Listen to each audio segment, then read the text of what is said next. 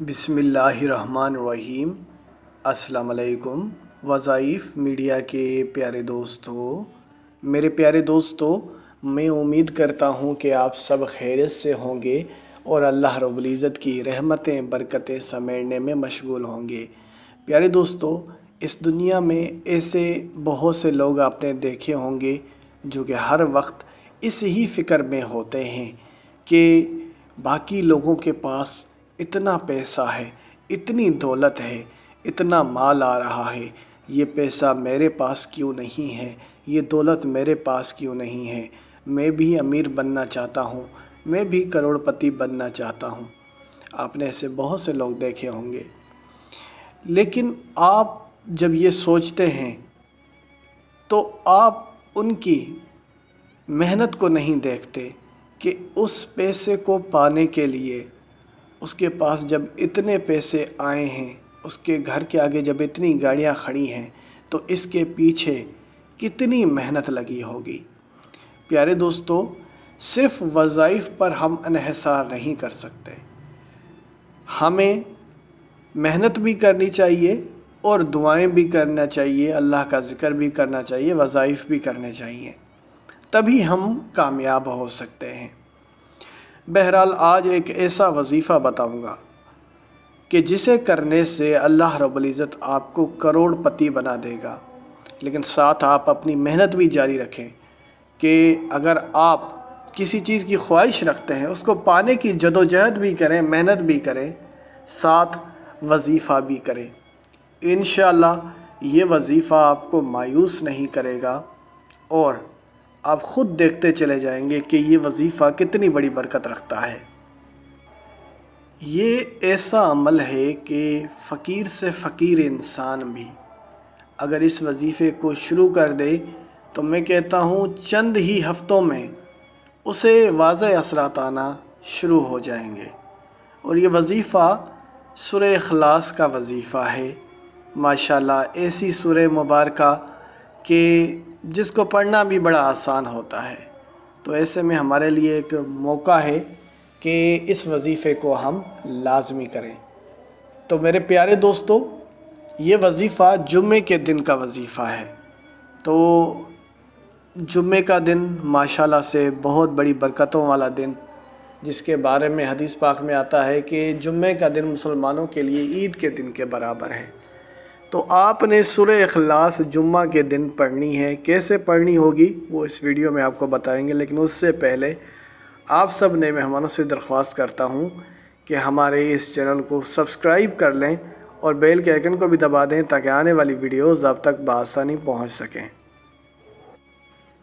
اب وظیفے کی طرف بڑھتے ہیں۔ یہ وظیفہ آپ نماز عصر کے بعد یا عصر سے کچھ دیر پہلے یہ وظیفہ آپ کر سکتے ہیں۔ عصر سے کچھ دیر پہلے کا مطلب یہ ہے پورے 4 بجے اگر آپ یہ وظیفہ کرنا چاہیں تو کریں، یا پھر عصر کے بعد آپ اس وظیفے کو کریں گے آپ۔ لیکن یاد رہے مغرب کے بعد آپ نے یہ وظیفہ نہیں کرنا۔ یہ وظیفہ مغرب سے پہلے اور جمعے کی نماز کے درمیان کا وقت ہے آپ کے پاس۔ یہ وقت میں کہتا ہوں بہترین وقت ہے۔ زیادہ بہتر تو یہ ہے کہ آپ عصر کی نماز سے کچھ دیر پہلے، کیونکہ 4:30 بجے نماز ہوتی ہے، تو 4 بجے آپ یہ وظیفہ شروع کریں۔ اب وظیفہ کیسے کرنا ہے یہ تو آپ کو وقت بتا دیا کہ آپ نے اس ٹائم یہ وظیفہ کرنا ہے۔ وظیفہ باوضو حالت میں کرنا ہوگا۔ خواتین کے لیے بھی یہی ہے کہ وہ باوضو ہو جائیں گی اور یہ وظیفہ کریں گی۔ مخصوص ایام کی حالت میں یہ وظیفہ نہیں کرنا۔ اس کے علاوہ یہ وظیفہ وہی شخص کر سکتا ہے، مرد حضرات کے لیے ہے یہ کہ مرد حضرات جمعے کی نماز لازمی ادا کریں گے تبھی یہ وظیفہ کر سکتے ہیں۔ خواتین کے لیے یہ ہے چونکہ وہ جمعے کی نماز کے بجائے ظہر کی نماز پڑھتی ہیں تو ان کو ظہر کی نماز پڑھنا لازم ہے، ظہر کی نماز کے بعد یہ وظیفہ کریں گی۔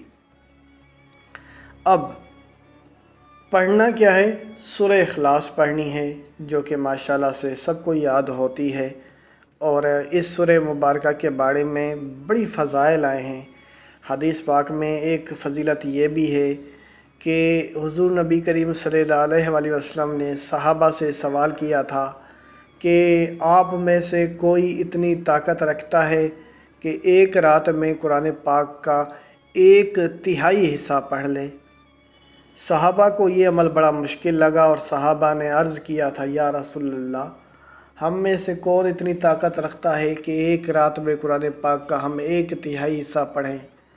تو آپ صلی اللہ علیہ وسلم نے فرمایا، قل واللہ احد اللہ الصمد لم یلد ولم یولد ولم یکن لہ کفوا احد، قرآن پاک کے 1/3 حصے کے برابر ہے۔ جب ایک بار سورہ اخلاص پڑھنا قرآن پاک کے 1/3 حصے کے برابر ہے، تو یہاں پہ اگر ہم حساب لگائیں تو اگر ہم صرف 3 بار سورہ اخلاص پڑھیں گے تو گویا کہ آپ نے ایک پورا قرآن پاک مکمل کرنے جتنا ثواب حاصل کر لیا۔ تو یہ تو ان کے لیے میں یہ کہوں گا جن کو قرآن پاک کھولنے کا بھی ٹائم نہیں ملتا۔ ویسے تو میں چاہوں گا یہی کہ آپ سب قرآن پاک کی تعلیمات پر عمل کریں اور قرآن پاک کو زیادہ سے زیادہ پڑھیں۔ جتنا زیادہ پڑھیں گے اتنا ہی زیادہ فائدہ ہے۔ لیکن اگر کسی بدقسمت انسان کو ٹائم نہیں مل رہا تو اس شخص کو چاہیے کم از کم 3 بار تو سورہ اخلاص پڑھ لے، کہ کچھ نہ کچھ آپ کو اس کا فائدہ ہو ہی جائے گا۔ کہ جو لوگ بالکل ہی غافل ہو چکے ہیں، بالکل ہی قرآن پاک سے دور ہو چکے ہیں، ان کے لیے یہ ایک اچھی چیز ہے۔ اب سورہ اخلاص کیسے پڑھنی ہے وظیفے میں؟